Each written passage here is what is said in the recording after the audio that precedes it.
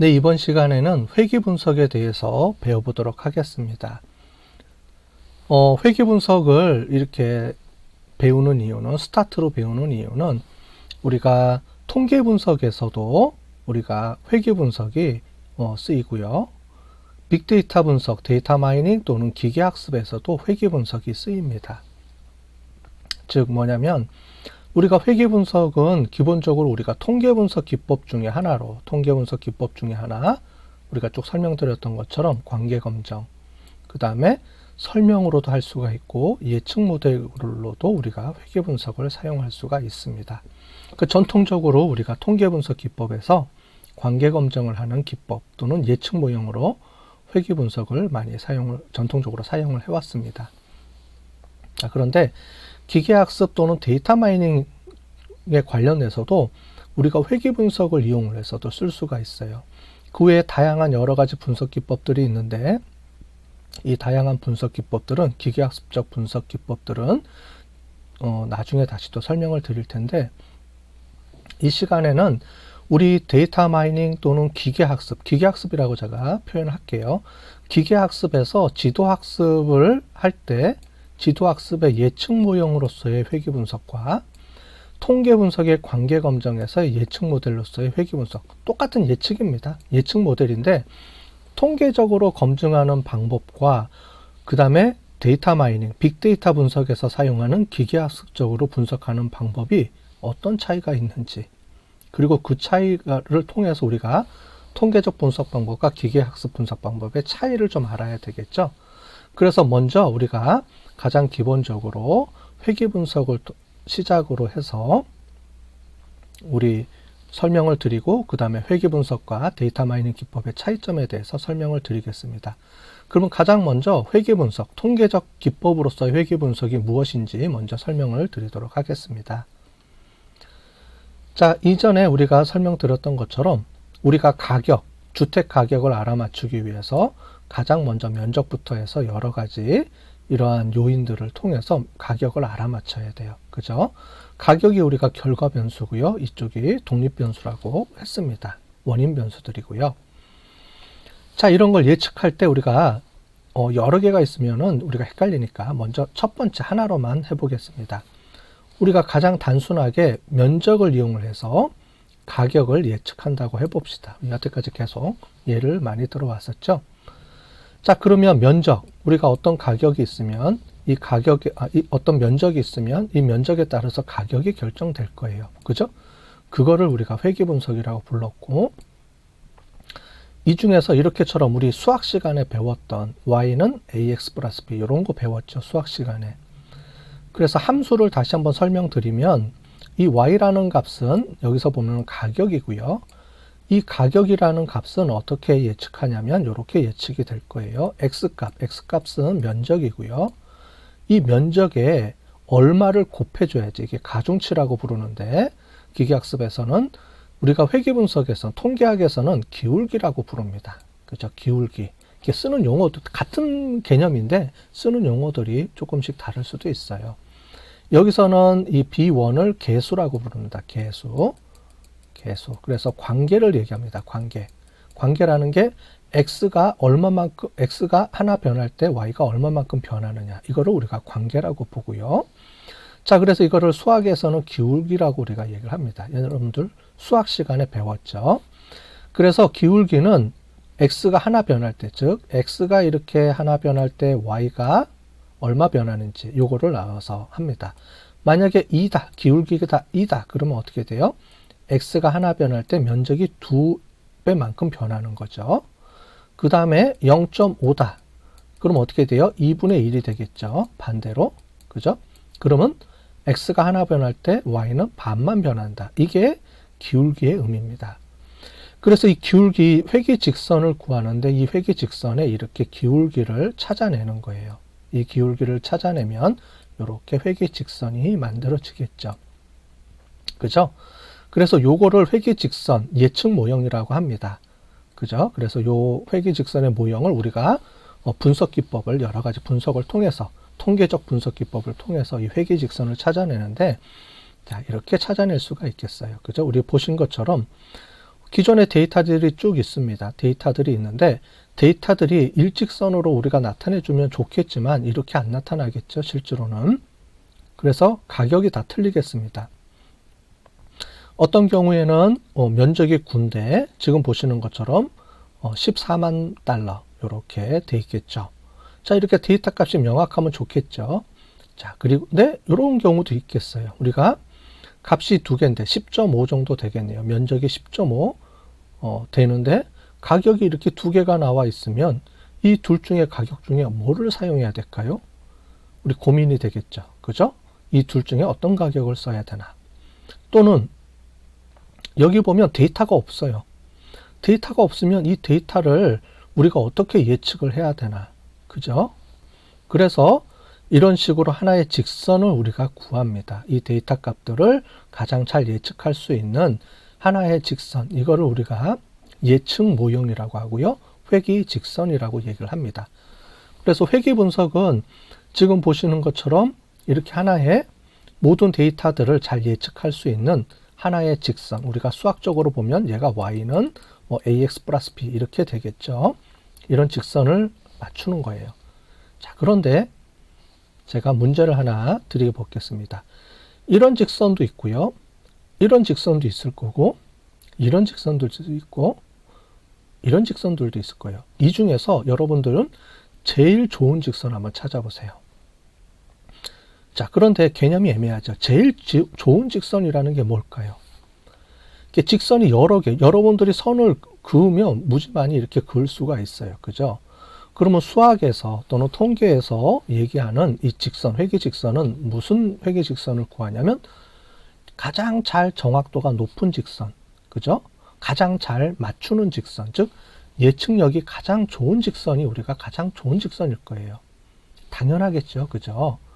그래서 이 과정, 즉 가장 좋은 직선을 우리가 찾아내는 게 데이터 분석의 목적인데, 우리가 통계적으로 접근하는 방법과 데이터 마이닝적으로, 즉 기계학습적으로 접근하는 방법이 있습니다. 자, 일단은 통계적으로 접근하는 방법을 설명을 드려볼게요. 자, 그 중에서도 우리가 이렇게 우리가 합니다. 자, 데이터를 하는데 제일 좋은 직선을 찾아내는 방법이에요. 그러려면 뭐를 알아야 되냐면 우리가 설명 못하는 부분을 알아야 됩니다. 자, 이렇게 우리가 선을 하나 찾았어요.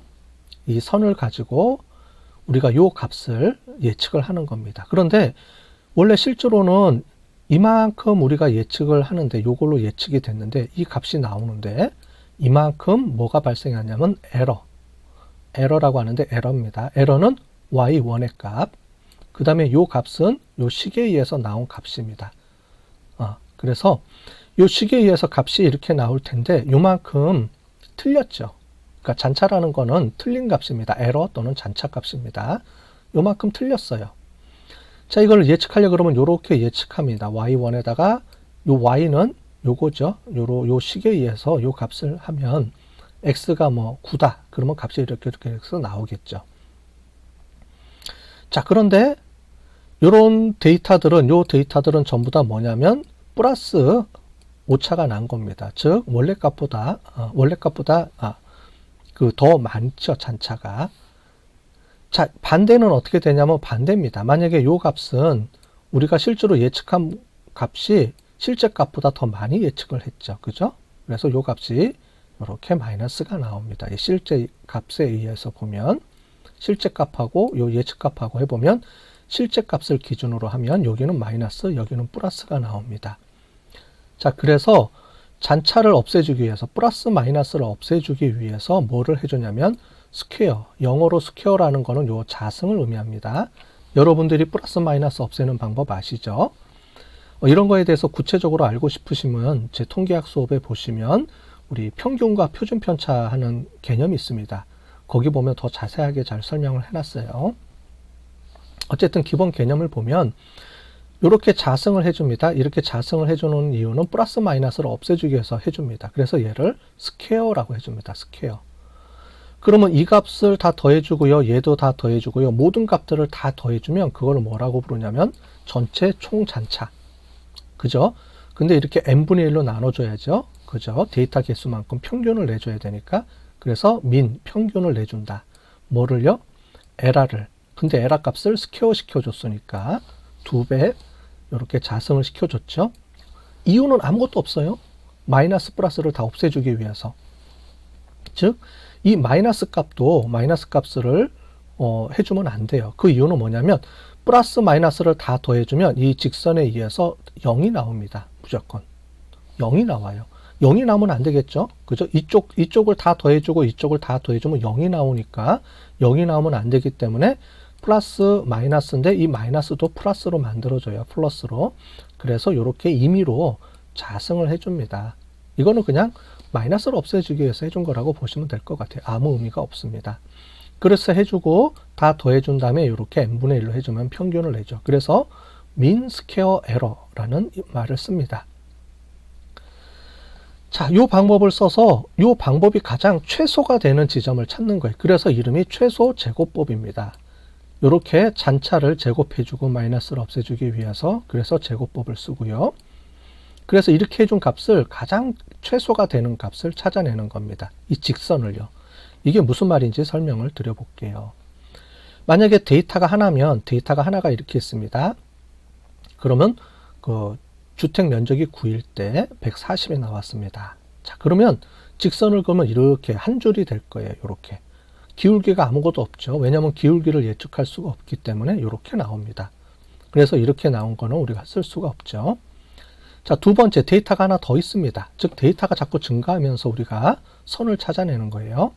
데이터가 두 개면 이렇게 명확하게 우리가 선을 그을 수가 있습니다. 그죠? 이렇게 직선을 구하면 여기부터 여기까지 이렇게 직선이 나오고 기울기가 나오면 요 안에 있는 값들을 우리가 예측할 수가 있겠죠. 근데 데이터 두 개 가지고 예측하는 거는 무리가 있겠죠. 자, 그래서 어떻게 하냐면 데이터를 하나 더 늘립니다. 자, 이렇게 늘렸는데 데이터가 두 개면 두 직선, 두 점 사이를 연결하면 제일 좋겠지만 데이터가 3개 이상 늘어나는 순간부터 고민이 생깁니다. 어떤 고민이냐면 이 직선을 딱 맞출 수가 없어요. 자, 그러면 아까 전에 우리가 중요한 게 여기서 잔차, 에러, 얼마만큼 이 직선이 못 맞추는 게 있느냐, 이거를 그거를 확인해 봐야 되겠죠. 자, 그러면 이렇게 예측한 게 요게 실제로 7에 100인데 7에 110으로 여기서 예측을 한 겁니다. 우리가 더 많이 예측을 했네요. 실제 값보다. 자, 그랬을 때 잔차 계산하는 거 아까 전에 이런 방법을 쓰면 실제로 이렇게 나옵니다. 자, 100인데 요 식에 의해서 구해지면 110이 나왔어요. 그죠? 우리 아까 전에 110이 나왔죠. 그래서 요거를 빼고 뭐 이렇게 하다 보면 이렇게 값이 나왔습니다. 그죠? 자, 이 값이 있고 여기 보면 잔차가 0이 나옵니다. 그죠? 이렇게 나오니까 요거를 이용을 해서 우리가 다 더해줘서 다 더해주고 그거를 n분의 1로 나눠주면 이렇게 값이 나옵니다. 자, 33만큼 나왔어요. 자, 우리 또 다른 방법으로 연결해 볼게요. 자, 이번에는 밑에 거하고 중간 거를 연결해 보겠습니다. 이렇게 연결하면 이번에는 위에가 에러가 날 겁니다.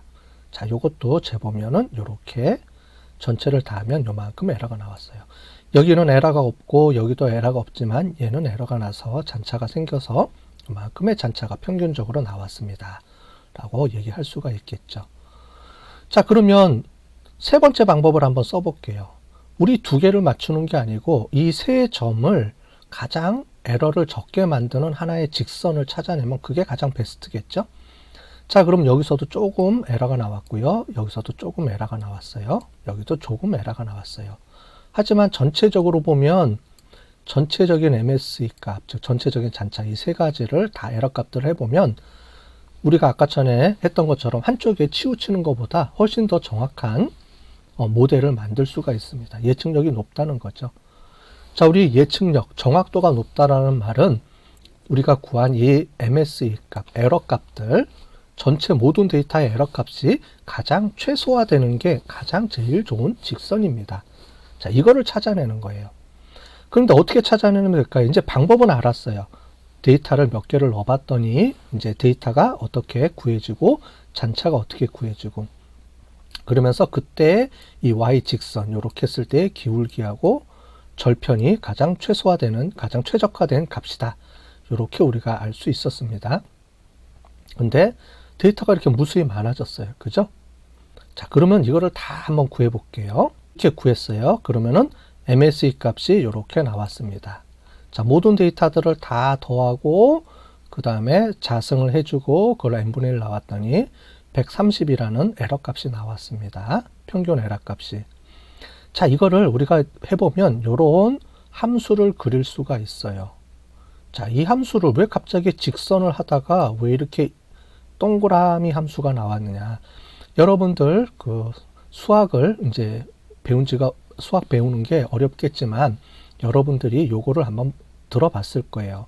요런 함수를 뭐라고 부르냐면 얘를 1차 함수 또는 선형 함수라고 하고요. 얘는 2차 함수라고 부릅니다. 그죠? 2차 함수는 x가 자승이 되는 함수죠. 그거를 2차 함수라고 불렀어요. 자, 그런데 왜 갑자기 2차 함수를 이렇게 썼느냐? 우리가 이 직선을 찾아내는데 이 직선을 찾아내기 위해서 제일 좋은 거는 이 MSE 값을 가장 최소화되는 지점을 찾아야 된다 그랬죠. 자, 이 MSE 값은 이런 그래프로 그려집니다. 자, 이런 그래프로 그려지는데 이런 그래프가 뭐냐면 여기 보면 자승 이렇게 나왔죠. 그래서 전체 값을 자승한 그래프로 나오기 때문에 잔차는 마이너스를 없애주기 위해서 자승을 해줬기 때문에 2차 함수로 요 값들이 표시가 돼요. 우리가 구한 값이. 자, 그래서 이 말은 무슨 말이냐면 자, 아까 전에 130.64가 나왔죠. 이걸 적어볼게요. 자, 130.64가 나왔습니다. 여기. 그래서 요 지점이에요. 요 지점이 나왔어요. 요 지점은 무슨 의미냐면 X축의 값이 기울기가 17.5일 때, 즉 X축, 여기가 X축입니다. X축이 17.5일 때 잔차가 136.64가 나왔습니다. 이렇게 이해하시면 되겠습니다. 자, 이 잔차는 여기 기울기가 바뀌면서 이 잔차 값이, 기울기 값이 이렇게, 이 잔차 값이 요 직선 안에 찍혀요. 근데 우리가 구한 요 직선은 아직 최적화된 직선은 아닙니다. 자, 우리가 아까 전에 임의의 직선을 그렸다 그랬죠? 임의의 직선을 그려면 그 선은 여기에 있습니다. 자, 이 값을 볼 때 여러분들이 이런 밑으로 볼록한, 오목한 그래프를 보면 가장 최적된 값은 요 값입니다.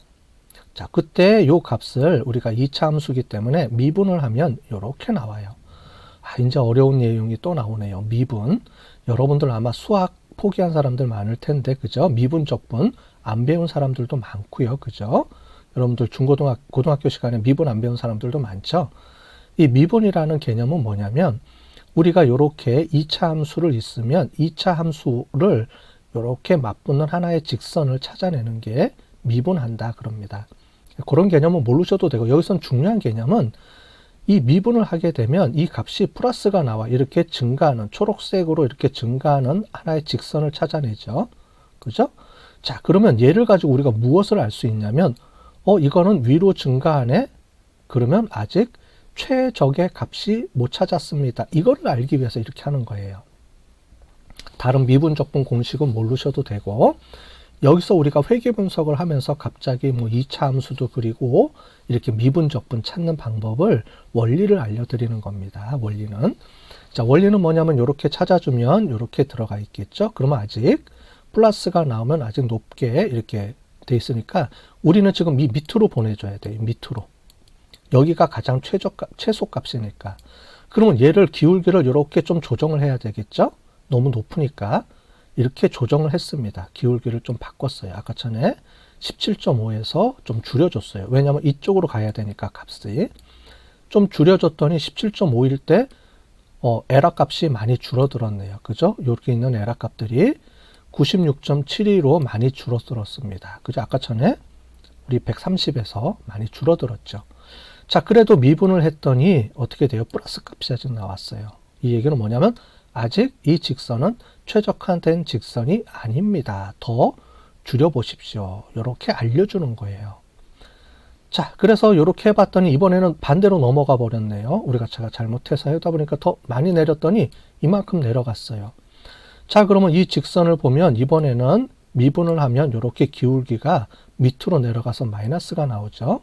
아, 그러면 너무 이쪽으로 치우쳤네요. 다시 오른쪽으로 가세요. 이렇게 알려주는 겁니다.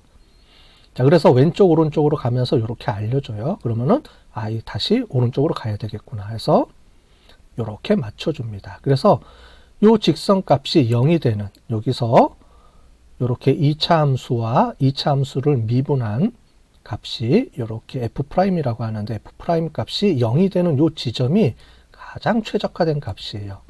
이게 수학 공식에 의해서 이렇게 계산이 되는 거예요. 여러분들 수학 공식을 알라는 게 아니고 이거는 우리가 통계 패키지에서 자동으로 찾아줍니다. 그런데 이런 원리를 이용한다라는 것을 설명을 드리는 겁니다. 자, 이런 원리를 왜 알려드리냐면 이거를 이용하는 방법이 통계적 방법과 우리 기계학습 방법이 차이가 나기 때문에 이런 기법들을 먼저 설명을 드리고 그 다음에 통계와 이런 내용의 차이점을 기계학습의 차이점을 또 설명을 드릴게요. 자, 됐죠? 이렇게 차이가 납니다 라고 우리가 부르는 거예요. 어쨌든 우리가 최적의 값을 찾았네요. 그죠? 이렇게 저렇게 하다 보니까 가장 마지막에 최적의 값을 이렇게 찾았습니다. 그 값이 64.9가 딱 떨어졌네요. 그죠? 이 값은 더 이상 줄어들 수가 없어요. 그죠? 이 식에 의하면 가장 제일 밑에 있는 점이기 때문에 이 데이터, 모든 데이터를 0으로 만들 수는 없습니다. 에러 값을. 그죠? 그렇지만은 가장 최소화되는 값으로 찾아주면 이렇게 우리가 직선, 회귀 직선을 모델을 구했고요. 요게 우리가 찾고 싶어하는 가장 베스트한 모델. 요 데이터를 가지고 찾아내는 가장 베스트한 모델이고 그때 에러 값이 가장 적은 에러 값이 64.9가 나왔다. 이렇게 우리가 알 수가 있습니다. 자, 잔차가 변수가 하나면 만약에 하나면 이렇게 표시가 돼요. 아까 전 우리가 봤던 것처럼 이 잔차들 회귀 직선의 이 잔차고 이런 잔차들이 가장 최소화되는 직선을 찾아낸다 그랬죠. 자, 그런데 변수가 두 개예요. 만약에 크기가 있고 집의 크기가 있고 뭐 건축 연도가 있다. 이런 두 가지 값이 있다. 그러면 이렇게 우리가 3차원으로 표시를 해줍니다. 그래서 이게 가격이고요. 가격. 그 다음에 여기가 면적, 여기는 뭐 x2 이렇게 되면 직선이 아니고 요 둘 사이에 이렇게 면적으로 이렇게 나옵니다. 그죠? 그래서 우리가 변수가 하나면 직선을 찾아주는 개념이고 변수가 두 개면 면을 찾아주고 변수가 세 개면 만약에 우리가 그 관심 있는 변수가 하나 더 늘어나면 얘가 큐브가 되죠. 근데 우리 사람들은 3차원 이상을 우리가 그 머릿속으로 이렇게 그림으로 그려줄 수가 없어요. 그죠? 해석하기가 너무 어렵기 때문에 그래서 보통은 이렇게 3차원 정도까지만 해주고 이 차원이 넘어가면 우리가 그림으로 표시가 안 됩니다. 그래서 뭐 차원이 이렇게 돼 있는데 차원은 n-1만큼 차원이 생긴다. 이거를 우리가 이거 보시면 될 것 같아요. 이렇게 운영이 된다라는 찾아내서 이렇게 우리가 데이터를 분석한다. 이 정도만 이해하시면 될 것 같습니다. 더 구체적인 거는 여러분들이 알 필요가 없고요. 그래서 아까 전에 말씀드린 대로 이 최소 제곱법 설명드렸죠. 여기 스퀘어라는 건 이렇게 자승을 한다. 왜 자승을 하느냐? 우리가 구한 실제 값하고 요게 실제 값입니다. 우리가 갖고 있는 실제 데이터 값. 요거는 회귀 직선에 의해서 예측한 값. 요 값을 마이너스 해주면 크면 플러스 작으면 마이너스가 나오기 때문에 그거를 자승해줘야지만 우리가 플러스 마이너스가 없어지고 다 플러스로 바뀌어집니다. 그래서 그 값을 다 이렇게 해주고요. 이런 식으로 해서 이 에러 값을 찾아주는데 자, 이 식에 의해서 우리는 뭘 알고 싶은 거냐면 기울기하고 이렇게 y절편을 알고 싶은 거예요.